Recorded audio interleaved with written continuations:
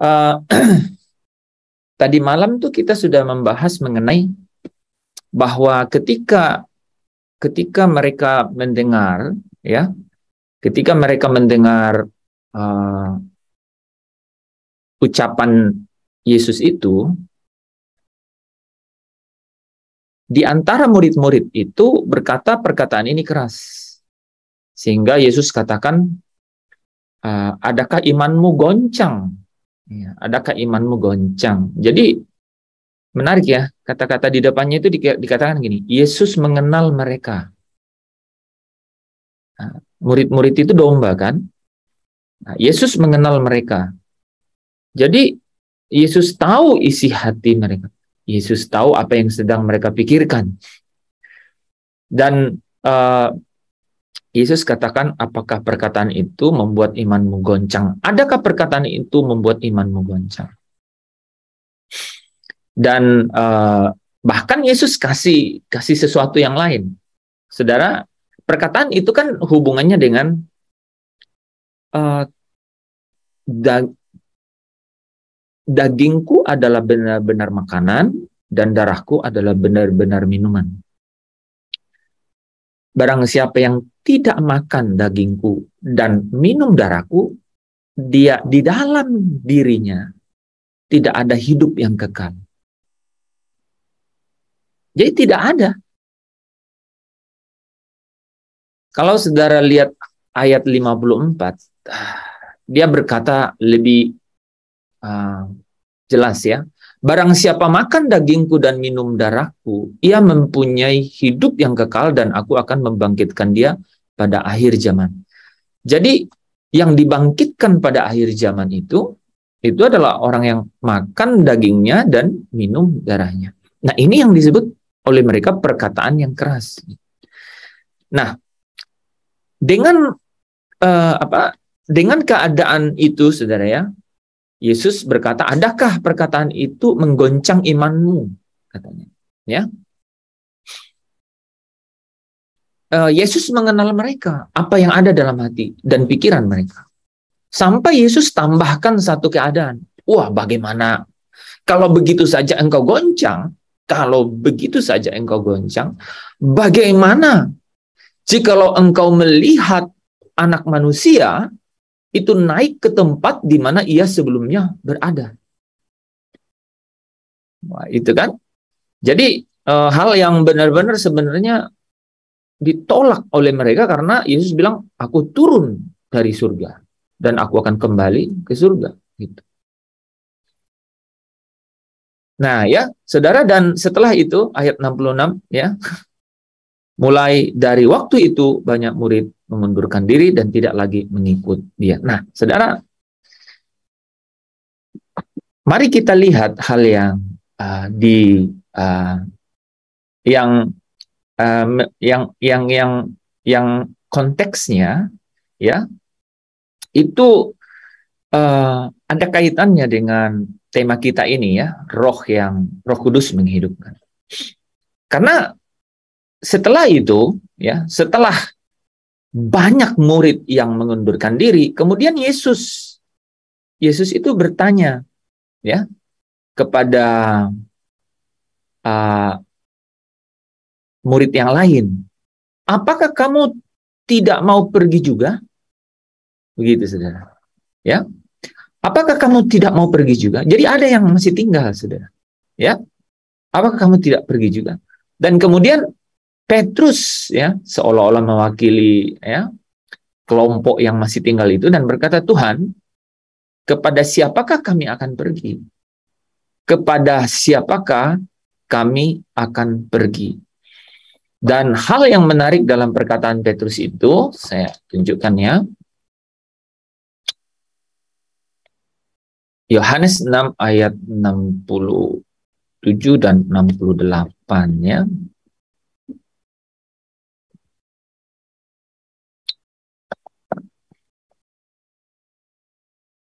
Ayat 67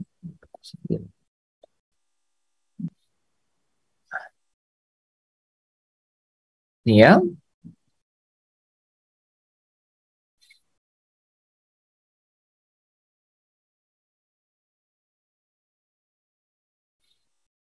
Ya,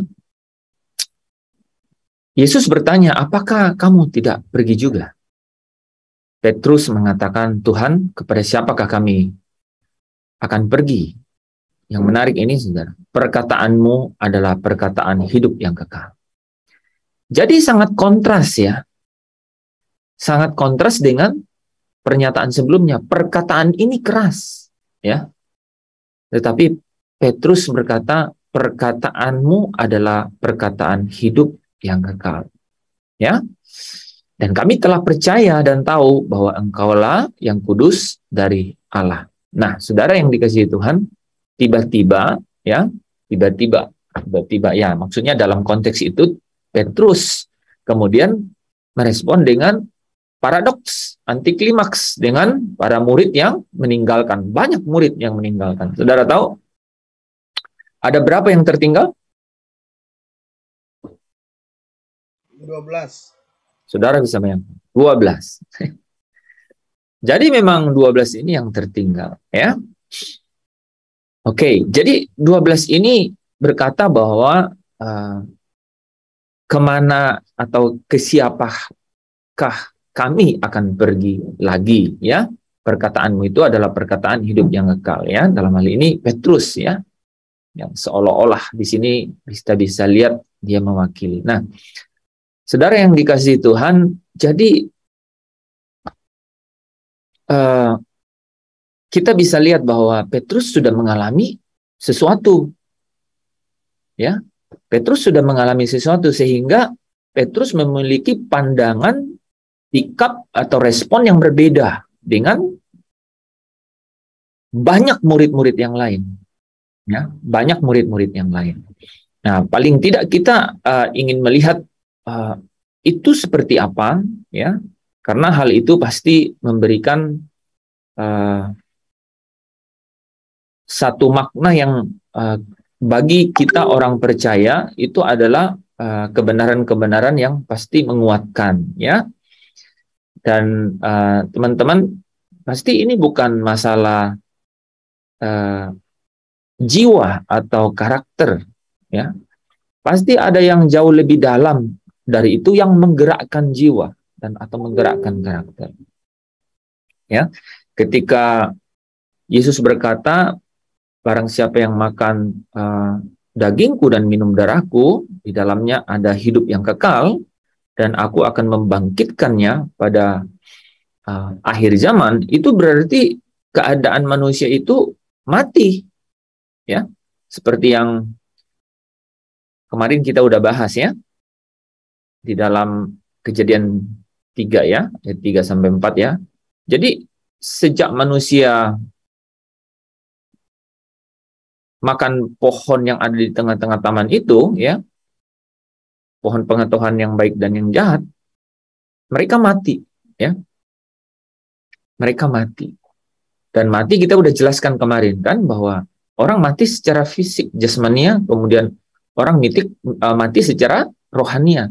Nah, mati secara rohania ini itu berujung kepada kematian kekal. Jadi kan gitu. Jadi mati secara rohania itu berujung pada kematian kekal. Yang menarik adalah kalau kematian rohani ini atau kematian rohnya ini itu dapat menemukan jalan keluar, gitu ya, menemukan solusi, maka dia akan dibangkitkan, namanya kebangkitan pertama. Dan orang yang mengalami kebangkitan pertama, dia luput dari kematian kedua. Atau kematian kedua itu apa? Lautan api, kan gitu. Oke? Nah, saya ulang ya. Jadi Adam jatuh ke dalam dosa, ya, dia mati. Pertama mati secara fisik jasmania, dia juga mati secara rohania. Gitu. Nah, kematiannya secara rohania itu berujung pada kematian kekal, yaitu kematian kedua, yaitu lautan api. Kalau dia kalau kematian rohanianya ini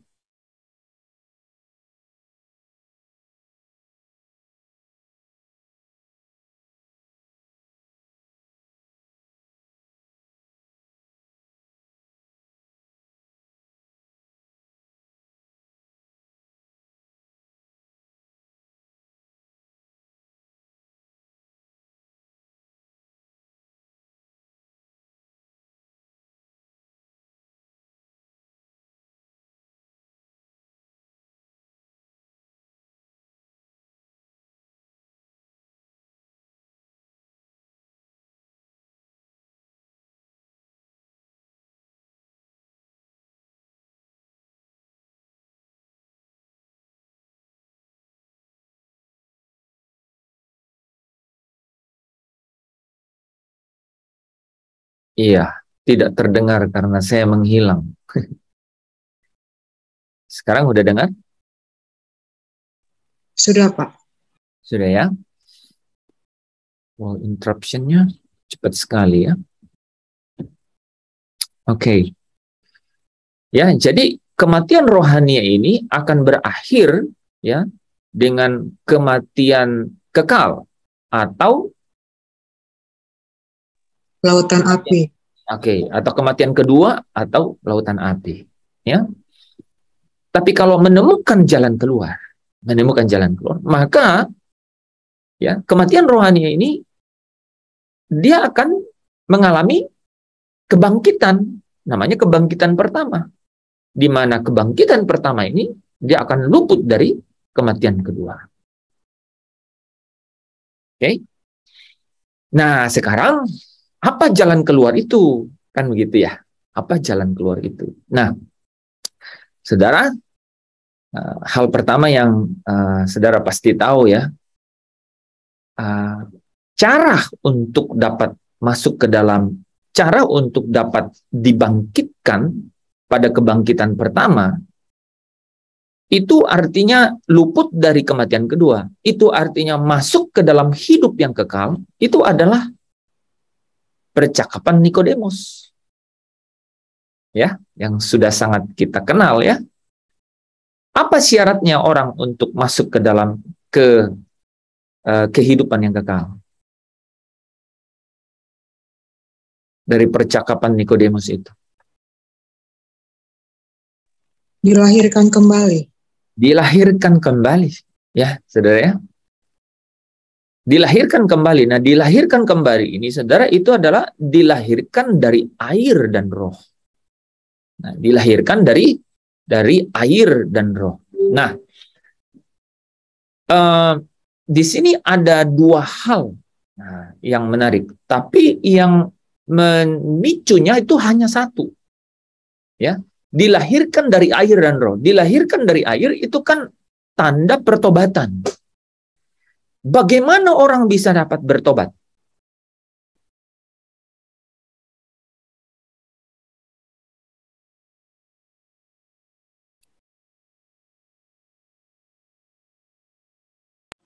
Roh Kudus yang menginsafkan. Oke, ada Roh Kudus yang menginsafkan akan dosa. Jadi roh, ada Roh Kudus. Jadi pikirannya loh, itu bukan rohnya, ya. Jadi kalau orang bertobat itu diinsafkan akan dosa, ya, dia dibawa kepada satu kesadaran, ya, ya, untuk apa? Untuk mengakui, ya, untuk mengakui dan kemudian berbalik, ya. Dia menyadari, kemudian dia berbalik dan kemudian dia bertobat, ya. Ya, bertobat itu berbalik, ya. Jadi Roh Kudus menginsafkan dia akan dosa, dia menyadari akan keadaan dirinya yang apa? Yang kotor gitu. Nah, itu Roh Kudus yang buat itu. Roh Kudus. Jadi dilahirkan dari air, Roh Kudus yang bekerja kan? Nah, ya, supaya dia. Nah, kemudian dilahirkan dari roh. Nah, Roh Kudus juga yang bekerja untuk melahirkan dia kembali, ya. Nah, saudara yang dikasihi Tuhan, ini yang kita akan bahas mengenai bagaimana roh manusia. Bagaimana roh manusia ini dihidupkan kembali oleh Roh Kudus, gitu. Dimana kita tahu tadi bahwa ketika manusia jatuh ke dalam dosa, rohnya itu mati. Mati dalam arti dia tidak mampu lagi mengendalikan jiwanya. Rohnya ini tumpul, ya. Rohnya ini tidak kuat. Rohnya ini penurut, gitu ya. Dia lemah, gitu ya. Nah, saudara, mari kita pelajari hal-hal yang terkait dengan bagaimana keadaan manusia, ya, pada saat kita sudah pelajari ya bahwa Adam itu dihembuskan ya nismat hayim atau nafas roh Allah ya, roh Allah ke dalamnya ya. Dan setiap manusia itu juga dihembuskan nafasnya, karena katanya apa, ketika manusia mati maka rohnya akan kembali kepada Bapa yang mengaruniakannya ya. Jadi roh manusia juga janin di dalam perut ya, ibunya itu tercipta dengan nafas yang atau roh yang diberikan oleh Allah ya. Nah, ketika Adam jatuh dalam dosa, maka rohnya mati. Ya, dia mati secara rohani. Ya, kemarin tadi sudah sampaikan ya bahwa mati ini artinya dia terputus ya. Terputus. Hubungannya dengan Allah itu terputus. Itu karena dia jatuh ke dalam dosa kan. Dosa itu sudah membuka mata Adam terhadap realitas. Pada saat mereka belum jatuh dalam dosa, mereka tidak tahu akan kefanaan itu, ya. Fana artinya tidak punya nilai. Gitu. Dia tidak mengerti telanjang, gitu. Tidak mengerti ya nafsu, ya, nafsu jahat maksudnya ya. Ya tidak mengerti kematian, gitu. Ya. Tapi dosa yang membuka matanya dengan melihat realitas itu. Nah, itulah realitas dari Adam yang sebelum dihembusi nismat hayim atau roh Allah, yaitu apa? Debu, realitasnya debu yang fana. Nah, itu Adam, saudara. Sementara Allah ya, yang adalah roh ya, itu pasti berinteraksi dengan Adam itu di dalam roh ya. Makanya Yohanes 4 katakan bahwa barang siapa yang menyembahnya harus menyembahnya di dalam roh. Nah, di dalam rohnya ya, roh huruf kecil, di dalam roh manusia ya.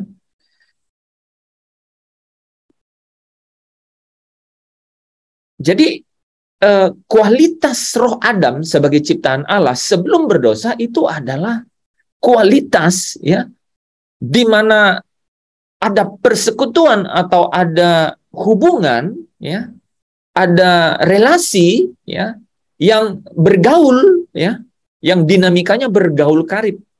Saudara bisa lihat dari dinamika di Taman Eden ya.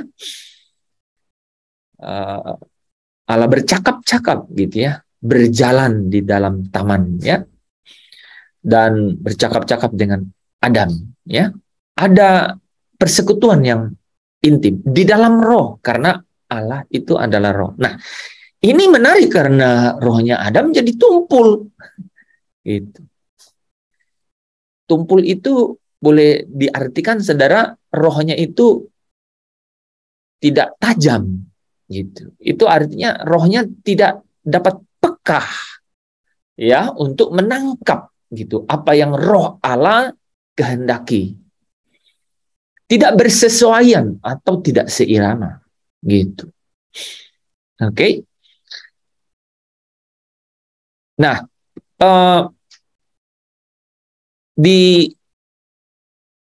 jadi ketika manusia itu jatuh dalam dosa, hubungan ini terganggu.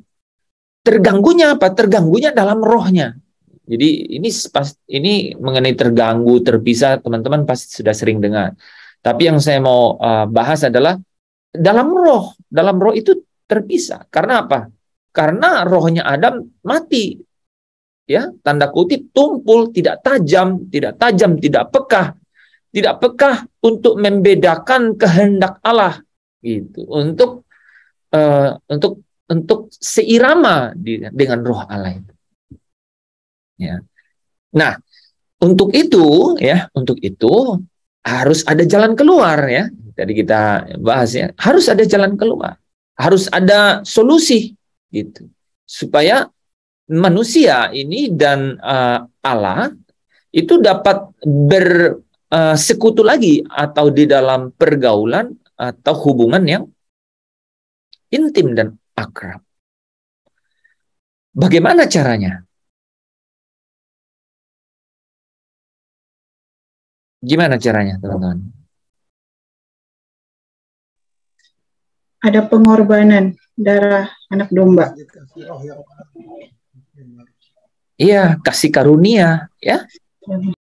Ada kasih karunia, saudara, ya. Cara jalan keluarnya adalah kasih karunia, gitu. Ya. Jadi pintu masuk adalah kasih karunia, ya. Yaitu Allah yang inisiatif, ya. Allah yang adalah kasih itu inisiatif. Untuk apa? Mengekspresikan kasihnya, dan ekspresi kasih terbesar adalah pengorbanan, ya, yaitu pengorbanan Putra tunggalnya Yesus Kristus. Oke?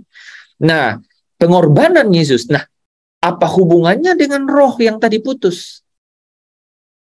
Oke, nah saudara, roh Yesus, roh yang ada dalam Yesus, itu adalah roh kudus dari Allah, roh yang berinteraksi dengan persekutuan yang intim dan akrab dengan Allah.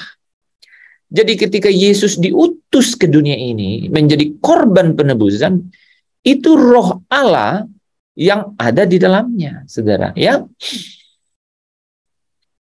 itu adalah roh Allah yang adalah roh yang kekal. Nah, ya, artinya apa kekal itu? Artinya Dia yang menciptakan, ya, baik yang kelihatan maupun yang tidak kelihatan, baik yang roh maupun yang fisik. Jadi ada makhluk roh, kan? Malaikat-malaikat itu makhluk roh. Serafim, kerubim, ya, makhluk roh. Roh yang kekal ini ada di dalam Yesus, tetapi ada di dalam Yesus yang secara jasmania mirip seperti Adam. Jadi yang menarik di sini, teman-teman, itu adalah ada substitute gitu. Ada pengganti dari Adam yang pertama. Ya, disebutnya Adam yang terakhir. Jadi Yesus Kristus itu jadi Adam yang terakhir, ya. Nanti kita bahas ya. Jadi dialah Adam yang terakhir itu. Dan dia adalah Adam yang terakhir yang adalah roh yang menghidupkan. Wah, itu saudara. Ya, jadi tadi roh yang sudah tumpul, tidak tajam, tidak pekah untuk tidak seirama lagi dengan roh Allah, sehingga tidak dapat bersekutu intim dan akrab dengan Allah Bapa yang adalah roh, yang adalah roh yang kekal, gitu ya, yang adalah roh yang kekal. Itu kemudian hadir di dalam manusia Yesus. Jadi Allah yang adalah roh yang kekal ini datang ke dunia, menjadi daging, menjadi manusia, menjadi daging, menjadi manusia, ya, agar dengan yaitu di dalam apa? Di dalam manusia Yesus Kristus, ya, di dalam manusia Kristus, Yesus Kristus. Agar dengan penebusan, ya, dengan korban kematian Kristus, itu dalam keadaan daging, itu Kristus dapat membawa anak-anak Adam yang sudah jatuh dalam dosa tadi itu, ya, itu dapat kembali memiliki apa? Hubungan, persekutuan dengan Bapa yang adalah roh, gitu, ya. Dan itu memungkinkan atau memberi potensi, kemungkinan, kesempatan untuk masuk ke dalam kerajaan surga. Jadi tidak langsung masuk kerajaan surga, saudara. Ya, ada yang murtad, ada yang mundur tadi, ada yang tergoncang imannya, ada yang imannya kandas, ada yang imannya menyeleweng, ada yang menolak, gitu. Ada yang menolak, ya. Ya, nah, jadi roh yang tadi di dalam Adam yang pertama ini tumpul, itu kembali dihidupkan. Ya, kembali dihidupkan, gitu. Ya. Dia kembali dihidupkan, dan itu melalui Allah sendiri, yaitu dengan roh kekalnya, itu datang ke dunia di dalam daging, yaitu manusia Yesus. Makanya dikatakan bahwa di dalam Dia itu ya, secara sempurna, penuh, ya, secara sempurna, apa katanya, kepenuhan kealahan, ya, yaitu secara jasmania, secara sempurna dan secara jasmania, kepenuhan kealahan di dalam dia, ya. Secara jasmania, secara daging, roh kekal Allah itu ada dalam Kristus supaya dia bisa membawa anak-anak Abraham. Nah, inilah sesungguhnya yang menjadi kerinduan Bapa, ya, supaya tidak ada yang binasa, tetap melainkan apa? Semua orang berbalik dan bertobat. Tidak ada yang masuk ke dalam kerajaan maut, tidak ada yang masuk ke dalam kematian kedua, ya, dan tinggal bersama dengan iblis dan para malaikatnya di dalam lautan api, ya. Nah, saudara yang dikasihi Tuhan, Yesus yang disebut Adam yang terakhir, ya, Adam yang akhir, ya, itu diperbandingkan dengan Adam pertama, ya, sebelum jatuh ke dalam dosa, ya, itu diperbandingkan, ya. Ya, ini lebih mengacu kepada bicara mengenai tadi hubungan, ya, bahwa hubungan antara Adam pertama setelah jatuh ke dalam dosa itu terputus. Sehingga pada saat Adam yang terakhir, yaitu Yesus Kristus, hubungan itu kembali terbentuk, ya, melalui Roh Kudus yang menghidupkan, ya.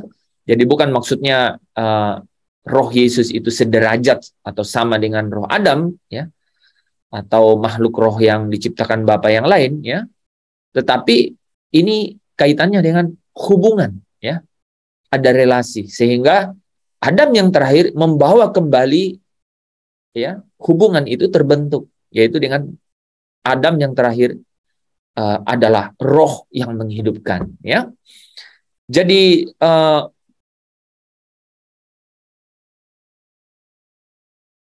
Yesus Kristus menjadi Adam yang terakhir, artinya dialah yang membawa anak-anak Adam yang pertama untuk dapat memiliki kembali satu keadaan, ya, untuk dapat berinteraksi dan berhubungan dengan Bapa yang adalah roh, yang adalah Bapa dari segala roh, ya.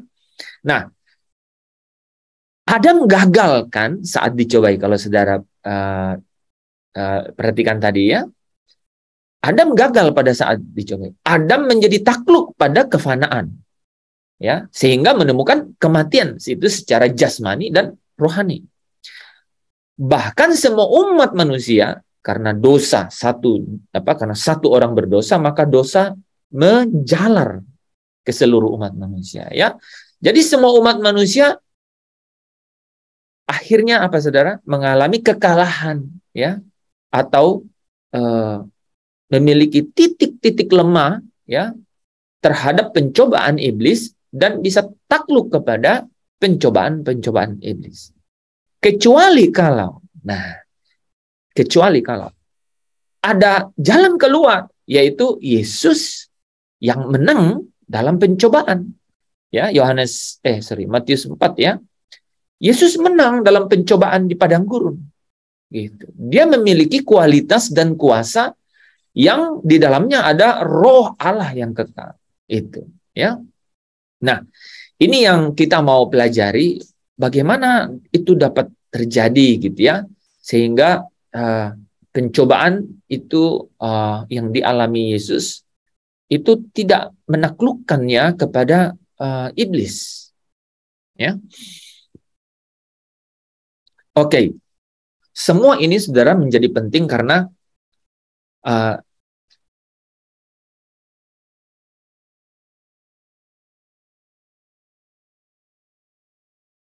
ketika Yesus menang, ya, atas kematian, ya, ini menjadi berita sukacita atau Injil, kabar baik kepada dunia, ya, bahwa upah dosa yang adalah maut, di mana manusia mati secara roh, gitu, itu dapat dibangkitkan kembali atau dihidupkan kembali, ya. Nah, ya, sehingga kalau kita baca di ini ya, Yohanes 5 ya, Yohanes 6 ayat 54, barang siapa makan dagingku dan minum darahku, ia mempunyai hidup yang kekal. Ya.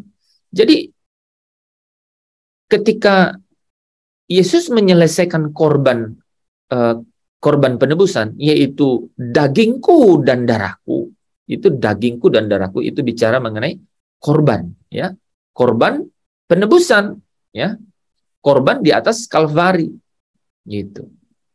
Dikatakan maka ia mempunyai hidup yang kekal, rohnya jadi hidup, ya. Yang menarik adalah dibangkitkan pada akhir zaman. Nah, ini maksudnya apa? Kebangkitan pertama, saudara. Ini berbahagia dan kuduslah ia yang mendapat bagian dalam kebangkitan pertama. Ya, kebangkitan pertama. Ya, kontradiksinya ada di sini. Kematian kedua tidak lagi berkuasa atas mereka. Ya. Nah, orang yang mendapat kebangkitan pertama yaitu yang makan dagingnya dan minum darahnya, artinya menyatu di dalam kematiannya. Mereka ini yang apa katanya memerintah, ya. Mereka ini yang menjadi imam-imam Allah dan Kristus. Ya, imam itu perantara, saudara. Ya, perantara. Dan mereka ini akan memerintah sebagai raja, ya, bersama-sama dengan Dia 1000 tahun lamanya. Ya, satu waktu yang di mana kerajaan Kristus itu berlangsung 1000 tahun. Ya, satu waktu di mana kerajaan Kristus itu berlangsung. Kristus menjadi raja, ya, dan orang-orang yang dibangkitkan ini jadi orang yang tadi rohnya, ya, rohnya mati tumpul itu, ya, orang yang tadi rohnya mati tumpul itu bisa, ya, karena Adam, ya, roh dia mati dan tumpul karena Adam pertama, ya, bisa dengan Adam yang terakhir yaitu Yesus Kristus itu menghidupkan rohnya dengan cara menyatu dengan kematian Kristus itu, yaitu dia dilahirkan kembali rohnya, nah, dengan cara perkataan-perkataannya itu adalah roh, dan perkataan-perkataan itulah makan dagingku dan minum darahku. Dia itu mempunyai hidup yang kekal. Ya, dan dibangkitkan pada akhir zaman. Itu maksudnya kebangkitan pertama, ya. Dan orang-orang itu menjadi imam-imam dan memerintah sebagai raja, ya, bersama dengan Dia di dalam kerajaan Kristus, di dalam kerajaan Kristus. Bahkan saudara kalau ingat kembali, ya, mereka juga katanya apa? Menghakimi, ya, di atas tahta-tahta. Aku lihat orang-orang, ya, yang duduk menghakimi, ya. Nah, oke. Jadi roh yang tadi dihidupkan kembali itu akhirnya, saudara, kembali memiliki yang namanya kuasa, saudara. Ya, memiliki dominions, memiliki kekuasaan, gitu. Ingat ya, saudara, engkau berkuasa. Kepada Adam pertama itu bilang, kau berkuasa atas seluruh taman ini, kan, seluruh binatang berkuasa. Ini sekarang ketika rohnya dihidupkan oleh Adam yang terakhir, dia menjadi hakim, ya. Oke, sampai di situ bisa ikutin, ya. Nah, mari kita baca ayatnya, saudara, ya. Dari tadi kita jelaskan. Nah, saudara lihat di 1 Korintus 15 ayat 45. Ada yang bisa bantu saya baca? Pasti ada tertulis, manusia pertama Adam menjadi makhluk yang hidup, tetapi Adam yang akhir menjadi roh yang menghidupkan. Saudara, saya lihat, ya. Menarik nih saudara. Adam yang akhir menjadi roh yang menghidupkan. Jadi jelas-jelas, saudara, kenapa dibilang roh yang menghidupkan? Kenapa? Karena yang Adam pertama rohnya mati, saudara. Oke, itu bicara mengenai apa? Kalau rohnya mati sama rohnya hidup tuh bicara mengenai apa sebenarnya?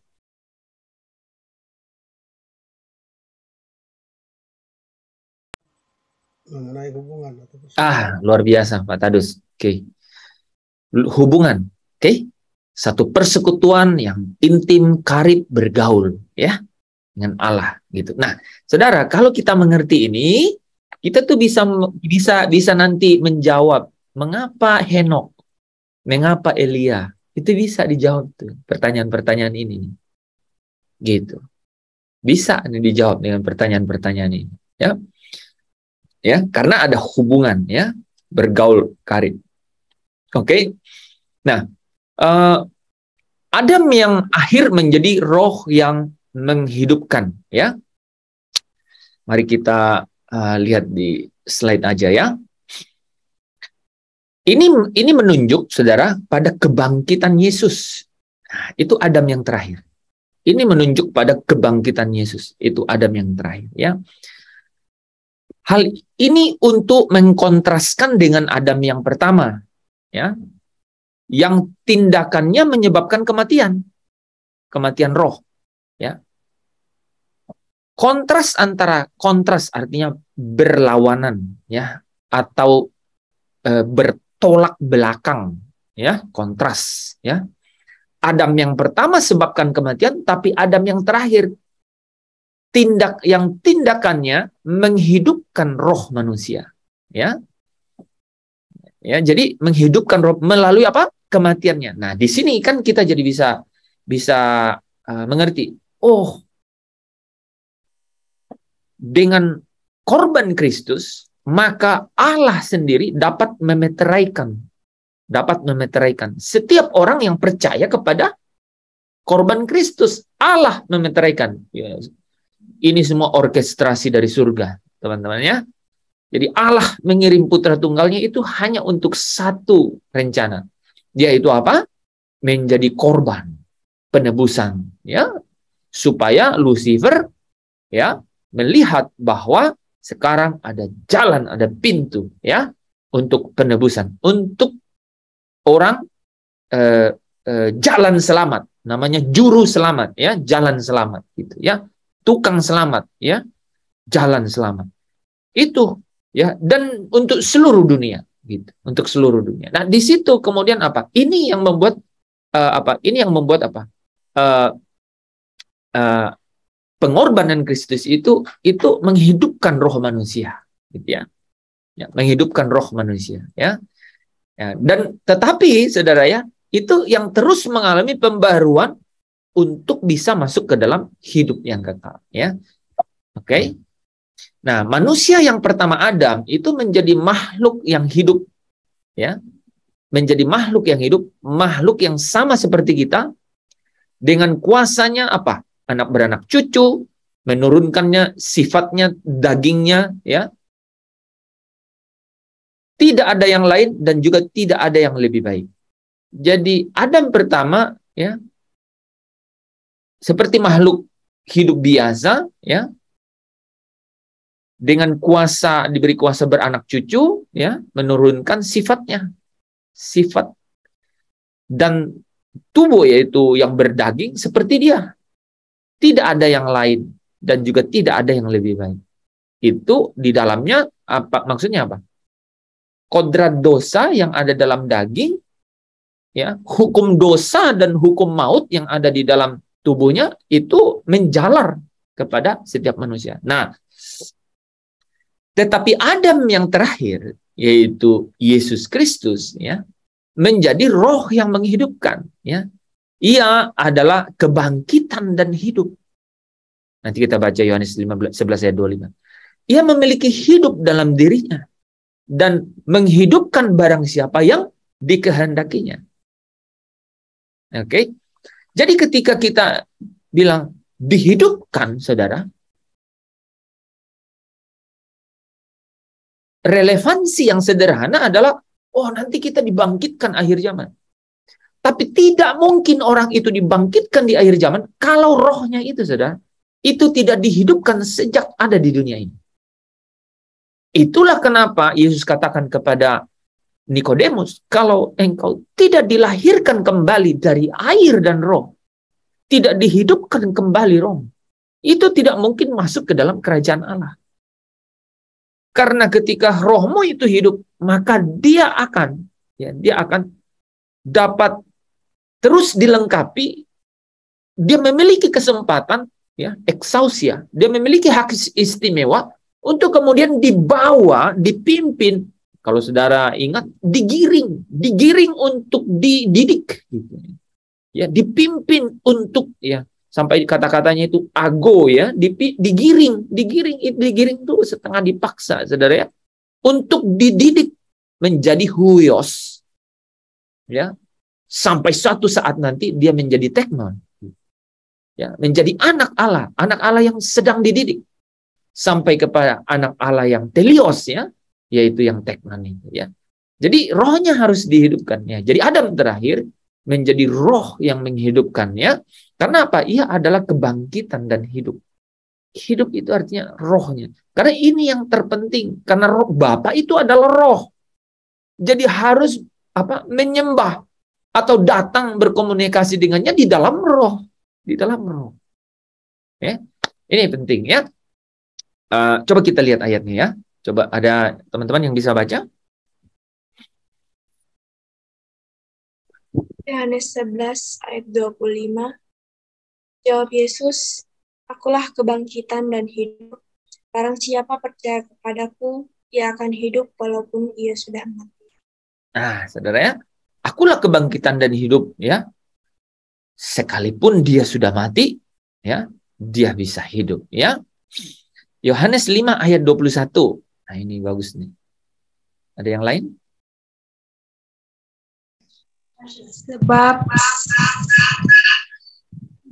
Sebab sama seperti Bapa membangkitkan orang-orang mati dan menghidupkannya, demikian juga Anak menghidupkan barang siapa yang dikehendakinya. Wah, ya. Ini menarik, ya.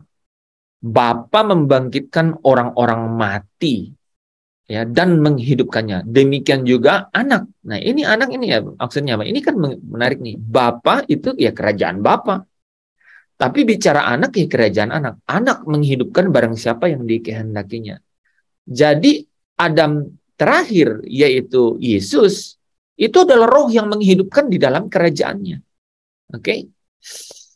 Alright. Kita lanjut masih, ya. Nah, manusia pertama berasal dari bumi ini. Dibuat dari debu tanah dan bersifat tanah, jasmania. Tubuhnya cocok untuk hidup dan tinggal di sini. Memang tempatnya di sini, di bumi, melekat di bumi. Ya. Tetapi, ya, Adam yang terakhir adalah apa? Tuhan yang berasal dari surga. Nah, ini. Dan harus kembali ke surga. Ya. Ia yang turun dari surga dan memberikan hidup kepada dunia. Ya. Dia yang telah turun dari surga dan di dalam surga pada waktu yang sama. Wah, ini menarik, ya. Tuhan, surga, dan bumi. Coba kita, ya. Jadi jika Adam pertama dapat menurunkan kepada kita tubuh alamiah dan berdaging, tidak dapatkah juga Adam yang kedua menjadikan tubuh kita menjadi tubuh rohania? Nah, ini, ya. Jadi Adam, karena apa? Karena Adam yang kedua ini di dalamnya ada hidup, ya, dan dia memberikan hidup itu kepada dunia. Dialah yang turun dari surga dan dia akan kembali ke surga, ya. Oke. Ini, ya, ayatnya, ya. Karena roti yang dari Allah ialah roti yang turun dari surga dan yang memberi hidup kepada dunia. Ya, karena dia bilang apa, saudara? Akulah roti hidup. Ya. Jadi karena roti yang dari Allah ialah roti yang turun dari surga dan yang memberi hidup kepada dunia. Nah, Yohanes 3 ayat 13, tidak ada seorang pun yang telah naik ke surga selain daripada dia yang turun dari surga, yaitu Anak Manusia, ya. Oke, jadi satu hubungan yang tadi menjadi tumpul, menjadi tidak tajam, menjadi tidak peka. Artinya tidak bisa menemukan secara persis apa yang Bapa kehendaki. Ya. Tidak seirama dengan roh Bapa yang adalah roh itu. Jadi tidak bisa berhubungan dengan ini. Rohnya mati. Ya. Nah, Adam terakhir Itu Yesus Kristus itu adalah roh yang menghidupkan. Menghidupkannya dengan cara apa? Menghidupkannya dengan cara apa? Melalui kematiannya. Ya, kematiannya itu adalah cara. Tidak ada cara lain. Kematiannya itu adalah menjadi cara, menjadi fasilitas kematiannya ini. Ya. Nah, kematiannya ini kemudian setiap orang yang percaya, ya kan? Setiap orang yang percaya. Ada jalan untuk rohnya dihidupkan. Ketika orang itu percaya, apa yang terjadi? Ini lupa ayatnya. Ketika kamu percaya, Efesus 1 ayat 13.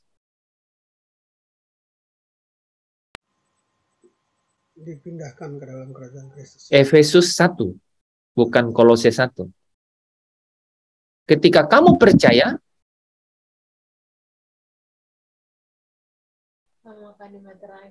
dimeteraikan. Itu harus hafal mati-mati itu. Emang begitu caranya. Nah, itu tadi. Jadi itu bukan kata-kata mati itu. Di sini kita bisa buktikan. Ya kan? Jadi Allah mau menghidupkan roh itu. Itulah gunanya kenapa dimeterai. Wah, sekarang tuh jadi bisa pertanyaannya begitu. Kenapa Anda dimeterai? Itu. Karena apa? Kematian Kristus itu adalah roh yang menghidupkan, katanya. Gitu. Dia adalah roh yang menghidupkan. Sehingga kalau kita percaya kepada dia, maka kamu dimeterai oleh Bapa dengan Roh Kudus. Gitu. Oke, Roh Kudus tinggal dong di dalam. Iya, ada di dalam. Nah, ketika kita tinggal di dalam, ketika Roh Kudus ini dimeteraikan, maka Roh Kudus tinggal di dalam. Nah, sejak saat itu, Kolose 1 ayat 13, kita dipindahkan ke dalam kerajaan Kristus. Sekarang, seorang anak manusia, tubuh dan daging, gitu ya, yang sudah dilepaskan dari belenggu kuasa kegelapan, pindah masuk ke dalam kerajaan Kristus. Ya. Dia sekarang sudah dilahirkan dari air, gitu ya, karena dia sudah bertobat. Sekarang dia sudah dilahirkan, sekarang dia harus dilahirkan dari roh. Dia harus dilahirkan dari roh. Dengan cara apa? Yesus Kristus membaptiskan dia, ya kan? Membaptiskan dia. Artinya apa? Menenggelamkan dia di dalam penguasaan roh yang sudah dimeteraikan Bapa tadi di dalam dirinya. Gitu. Ya kan? Ditenggelamkan dalam penguasaan. Supaya apa? Supaya roh manusia itu sendiri yang harusnya berhubungan dengan Bapa mulai diasuh. Mulai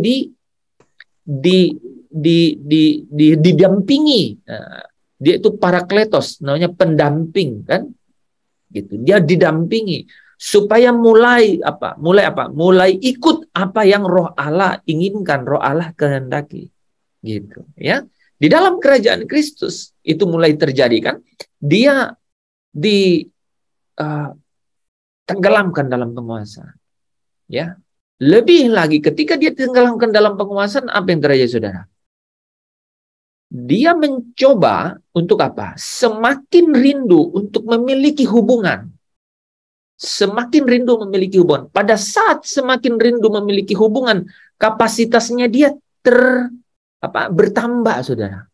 Bertambah. Itu. Ya, kapasitasnya bertambah ketika dia rindu untuk memiliki hubungan yang lebih intim. Kapasitas. Ketika dia menjaga hidupnya suci, menjaga hidupnya suci, kapasitasnya semakin bertambah sehingga dia semakin dipenuhi, diperlengkapi dengan roh yang sama, roh yang kudus tadi. Gitu, diperlengkapi. Nah, dengan perlengkapan ini rohnya sendiri semakin kuat.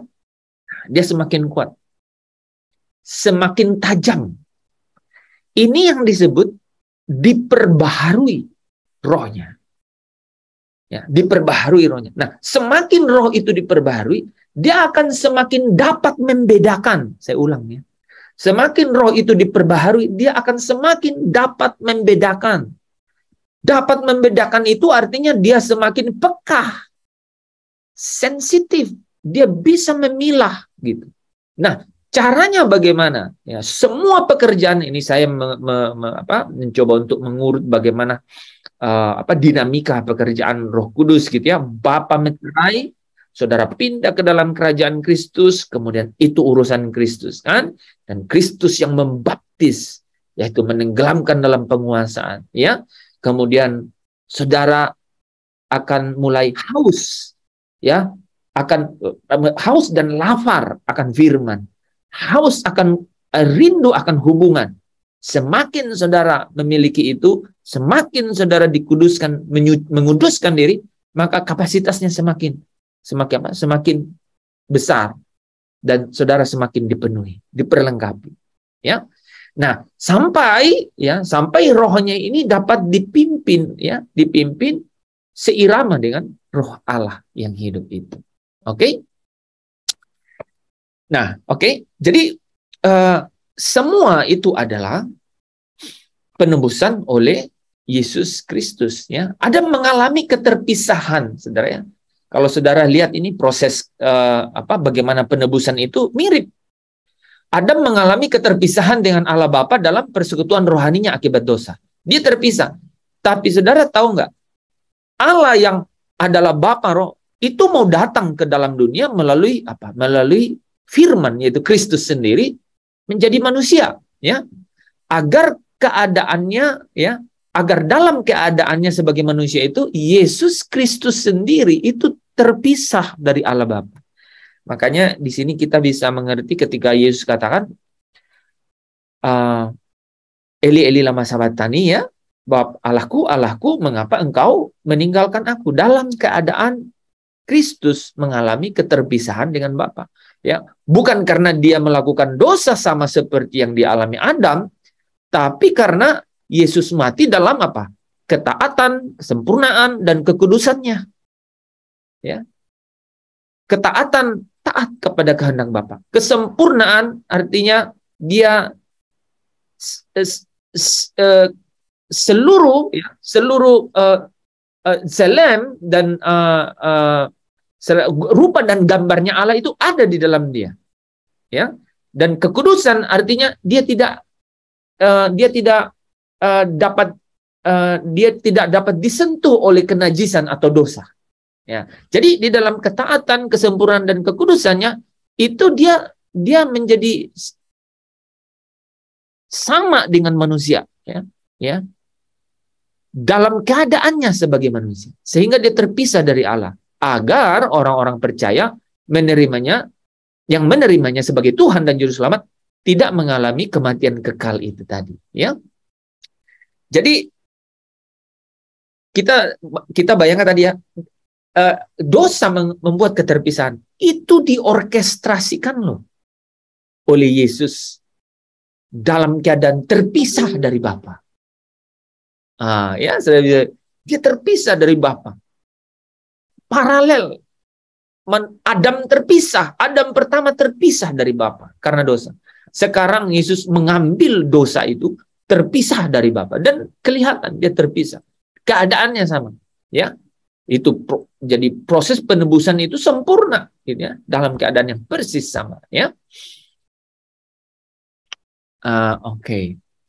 Nah, saudara, setiap roh manusia berasal dari Allah ya. Segala yang dikaruniakan Allah dari surga adalah anugerah yang sempurna ya. Yakobus 1 ayat 17 berkata, setiap pemberian yang baik dan setiap anugerah yang sempurna datangnya dari atas, diturunkan dari Bapa segala terang. Padanya tidak ada perubahan atau bayangan karena pertukaran. Sempurna, setiap roh manusia berasal dari Allah. Segala yang dikaruniakan Allah dari surga adalah anugerah yang sempurna. Ya, tadi Ibrani 12 ayat 9 ya. Bapa segala roh. Ya. Nah, kalau roh manusia adalah anugerah yang sempurna, ya, yang dikaruniakan oleh Allah, tapi kenapa Tuhan Yesus mengajarkan bahwa setiap manusia harus dilahirkan kembali agar bisa masuk ke dalam kerajaan surga ya? Mari kita baca ayatnya ya. Yohanes 3 ayat 5 sampai 8. Ada yang bisa baca?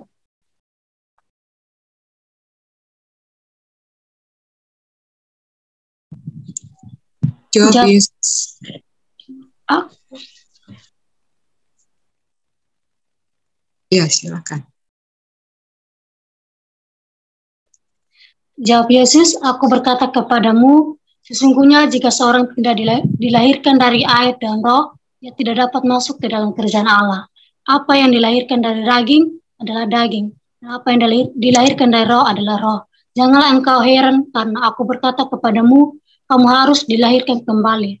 Angin bertiup kemana ia mau, dan engkau mendengar bunyinya, tetapi engkau tidak tahu dari mana ia datang, atau kemana ia pergi. Demikianlah halnya dengan tiap-tiap orang yang lahir dari roh.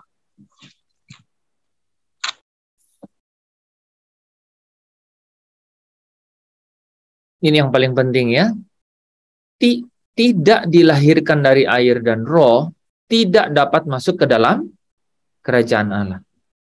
Ya, dibentuk dalam bentuk yang benar-benar ekstrim ya, negatif imperatif ya, tidak dapat masuk dalam kerajaan Allah secara jelas gitu. Ya, yang tidak dilahirkan. Kamu harus dilahirkan kembali, ya. Kamu harus dilahirkan kembali, ya. Oke. Nah, tetapi saudara, ya, dikatakan tadi bahwa semua anugerah yang datang dari Allah itu sempurna, yaitu Bapa yang adalah Bapa segala roh. Tetapi manusia ini sudah jatuh ke dalam dosa. Nah, setiap manusia memiliki sinful nature sejak dari kandungan ibunya. Karena tabiat kejatuhan Adam yang diturunkan dari keturunan ke keturunan, generasi ke generasi.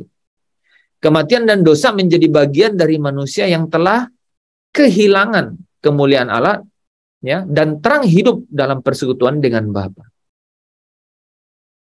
Dosa membuat manusia terpisah. Tetapi karena kematian Kristus, maka semua akibat atau hukum dosa dan hukum maut itu ditanggung. Tetapi sinful nature atau kodrat dosa ini tersisa di dalam setiap manusia. Ada keinginan atau kesenangan untuk berbuat dosa. Ya. Nah, Tuhan Yesus berkata bahwa roh memang penurut, tetapi daging lemah. Artinya roh yang dianugerahkan Allah kepada setiap janin, jelas-jelas itu dia mengikuti sinful nature yang bersifat daging. Artinya karakteristik kejatuhan Adam akibat dosa dan kutuk atas tanah. Ya, ini akibat dari kejatuhan Adam. Ya, jadi sekalipun janin itu diberikan roh oleh Allah, tetapi dia mengikuti sinful nature. Awalnya, nah makanya ada tuh orang yang kalau bayi, ya, kalau bayi baru lahir itu ya masuk surga gitu. Nah itu bagus juga nanti diskusiinnya. Itu nanti kita diskusiin. Tapi saudara bisa bayangkan kan bahwa rohnya itu mengikuti sinful nature. Jadi dia mengikuti keinginan ya. Nah, rohnya itu bisa menjadi rohnya itu menjadi lemah, menjadi tumpul ya.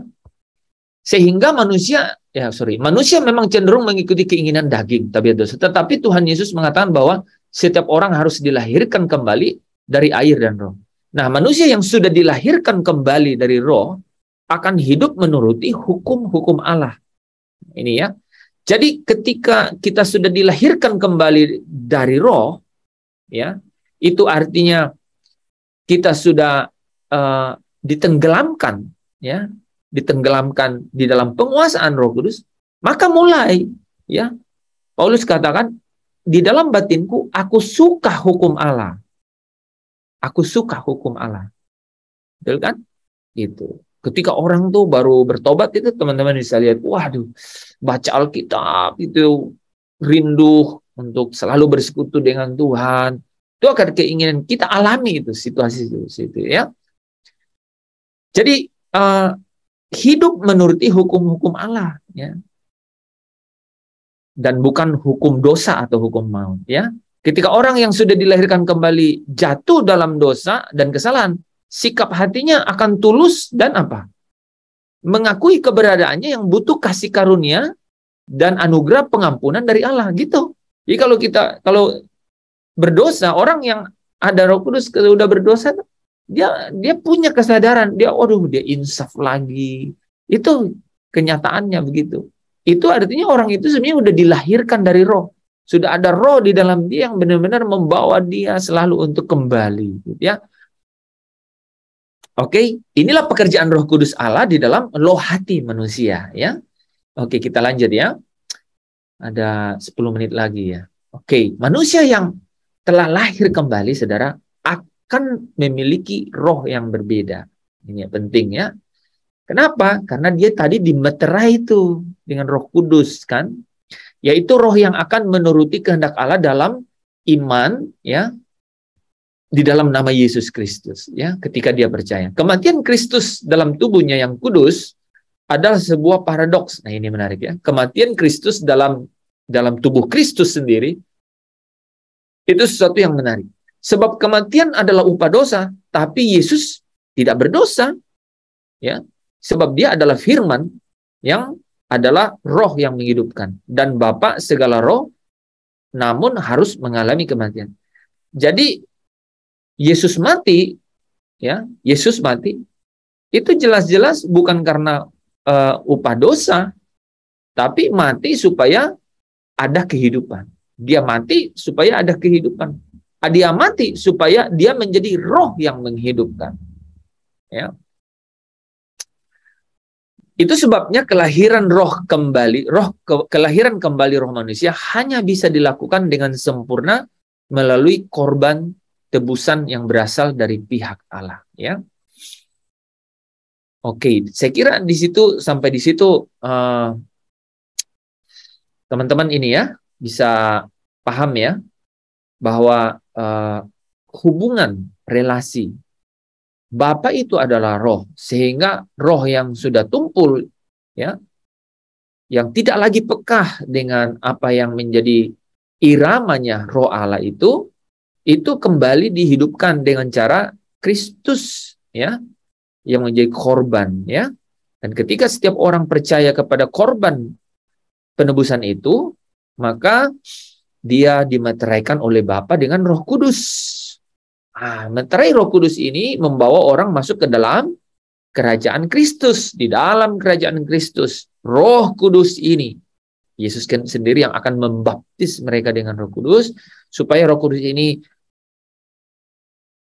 menghidupkan roh manusia. Singkatnya begitu, ya, menghidupkan roh manusia itu, ya. Nah, saudara,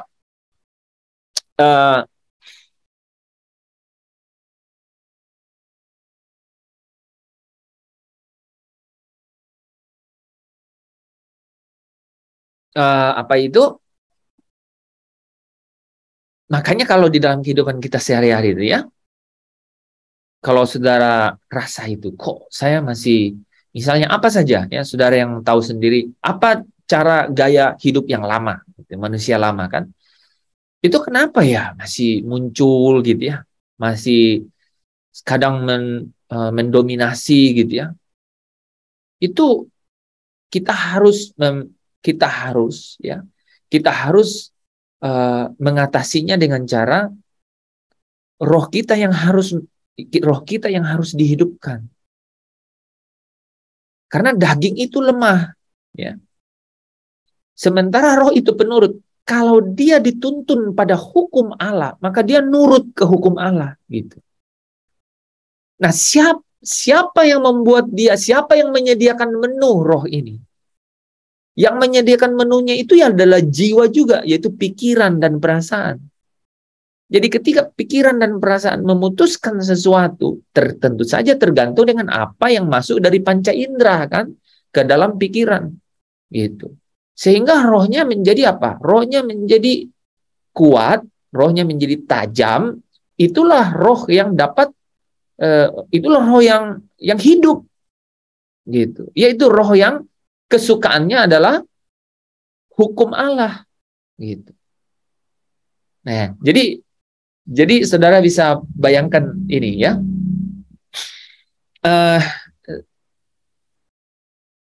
Apa? Kita ambil binatang kesayangan apa? Kucing? Enggak lah. Apa anjing ya? Kalau di sini anjing kali ya, binatang kesayangannya. Dari kecil, saudara, ya, kalau ya anjing lah ya, anjing ini, anjing herder gitu, ya. Ini pada saat dia masih bayi, janganlah, masih kecil, dia nggak bisa jaga rumah saudara. Masih apa namanya? Pupi, bayi. Masih bayi. Dia kan nggak bisa jaga rumah, padahal herder. Coba ya, bayangkan yang herder tapi belum bisa jaga rumah, kan masih kecil. Nah, caranya gimana? Ya udah kita yang kasih makan. Kasih makan. Sampai dia menjadi besar dan artinya jadi kuat. Pada saat dia sudah jadi besar dan kuat, dia yang jaga. Nah, itu mirip tuh, bisa jadi analogi itu dengan roh kita. Roh kita tadinya yang udah lemah, tumpul, apalagi bayangkanlah ya. Bayangkanlah dengan semua adat istiadat, filsafat dunia, semua apa yang masuk ke dalam pikiran, apa yang juga orang tua kita bawa, saudara nggak pernah tahu kan? Ada perjanjian-perjanjian dalam alam roh yang sudah terjadi gitu. Itu harus diselesaikan semuanya, gitu, ya kan? Harus diselesaikan. Ketika ini semua sudah selesai, baru dia kemudian kita feeding. Ya tadi kayak anjing yang masih bayi itu padahal dia herder. Gue punya herder. Mana? Pas dibawa dia lihat nih sekecil ini gitu kan. Ya herder. Padahal bayangannya herder, wah jaga rumah lo ya. Belum bisa. Nah caranya dikasih makan. Karena tadi udah terlanjur lemah tuh. Nah, dengan cara jadi terbalik gitu. Jadi di awalnya melalui setiap rema. Ya, tadi rema kan ya, Yohanes 6:63. Perkataan-perkataan yang kukatakan kepadamu adalah roh. Jadi rema yaitu yang masuk. Rema artinya udah masuk dalam jiwa kan. Nah, itu yang kemudian melatih itu. Dan yang melatihnya itu Roh Kudus. Nah, Roh Kudus memakai rema yang masuk untuk membuat roh kita itu kuat, tajam. Jadi mengendalikan. Akhirnya apa? Ketika dia kuat, dia mengendalikan jiwa. Kenapa sampai dia harus kembali mengendalikan jiwa? Karena jiwa ini selalu mendapat serangan lawan dari apa? Dari anggota tubuh yang tidak pernah lepas dari yang namanya hukum-hukum dosa. Dia selalu di bawah tawanan dosa kan? Anggota tubuh itu. Ya, Roma berapa? 7 kan ya. Paulus bilang begitu. Ya kan? Aku suka akan hukum Allah.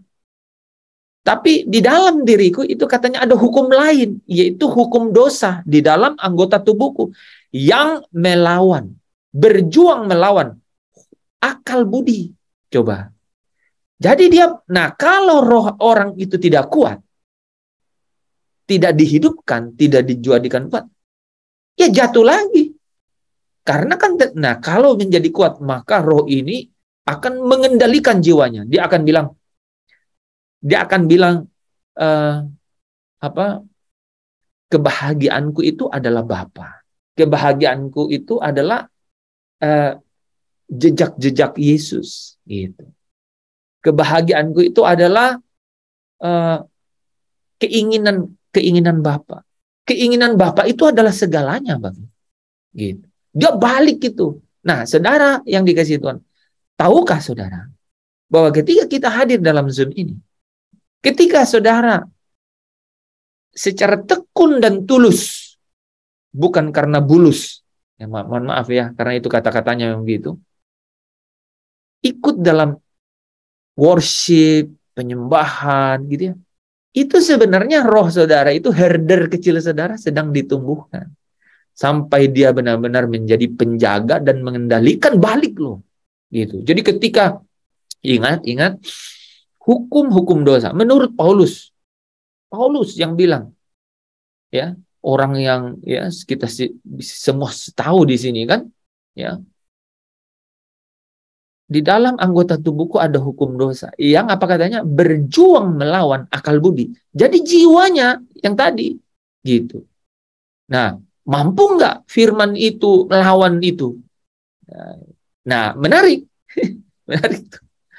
Ya, itulah sebabnya kenapa Yesus gitu ya. Akhirnya rohnya yang kuat karena roh kekal dari Bapa itu memakai firman itu untuk melawan iblis. Akhirnya rohnya itu mengendalikan pikirannya, mengendalikan jiwanya kembali untuk melawan daging. Oke, saudara, cukup ya untuk malam hari ini. Nanti kita lanjutkan lagi mengenai materi ini. Masih 1-2 kali lagi ya. Bagaimana penerapannya di dalam kehidupan kita sehari. Tapi malam hari ini saya sudah kasih bridging ya, bagaimana kita bisa, nanti kita akan diskusi mengenai roh yang kuat, roh yang produktif, roh yang dapat mengendalikan, roh yang jadi lokomotif jiwa. Saudara kalau tahu kereta api punya lokomotif, dia menarik semua gerbong. Dia yang mengendalikan gitu. Nah, roh ini harus dari hari ke hari itu dihidupkan. Ya, dihidupkan. Semakin dihidupkan artinya dia akan semakin seirama dengan roh kudus ya, roh Allah yang hidup. Oke, mari kita tutup dalam doa. Bapa di dalam kerajaan surga, kami mengucap syukur malam hari ini kiranya setiap firman kebenaran yang Engkau telah sajikan bagi kami semua, Engkau tuliskan di dalam loh hati kami Tuhan. Dan kami berdoa, kami mohon supaya Engkau singkapkan lebih dalam jauh lagi. Supaya sungguh ini yang kami rindu. Bahwa kami memiliki hubungan yang tidak ada halangan.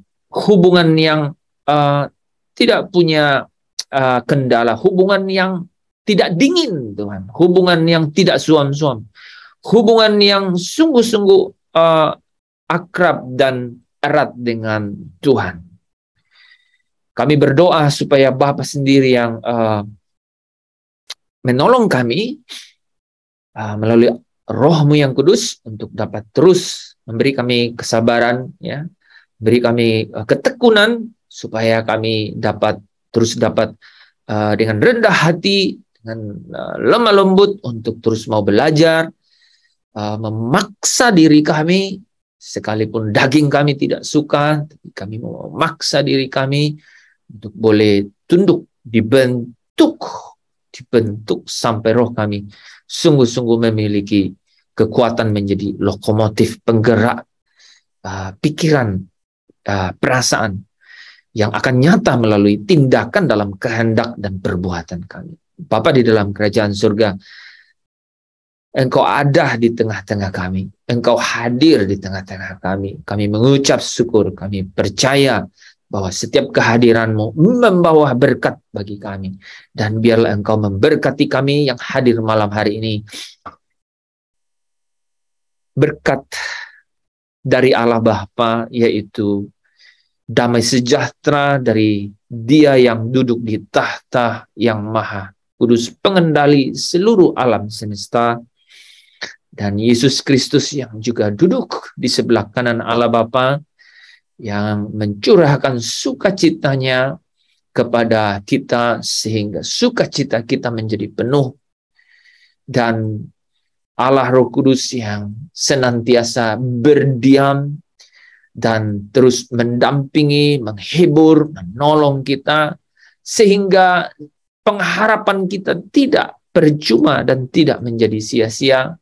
Tidak akan mengecewakan, akan menyertai kita mulai malam hari ini, esok, sampai Maranatha. Allah memberkati engkau dan seluruh keluargamu, Allah memberkati seluruh pekerjaanmu, Allah memberkati apa yang dipegang tanganmu, Allah membuatnya berhasil di dalam kekudusan. Allah memberkati lumbung-lumbungmu, tempat engkau menyimpan segala yang engkau butuhkan. Allah memberkati keluar masuk. Engkau dihalau dari setiap malapetaka mara bahaya. Ada malaikat Tuhan yang berjaga-jaga di sepanjang perjalanan hidupmu. Allah mengutus malaikatnya berjaga-jaga di kemah-kemah hidupmu. Kemana engkau berjalan, engkau tidak dijamah oleh si jahat. Berkatnya Abraham, berkatnya Yakub dan Ishak turun atas kita sekalian. Mulai malam hari ini sampai kita menyongsong Yesus di awan-awan.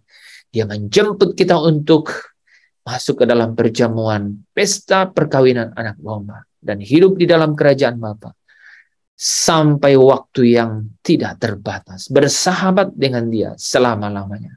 Engkau yang percaya, engkau yang diberkati, bersama dengan saya katakan amin.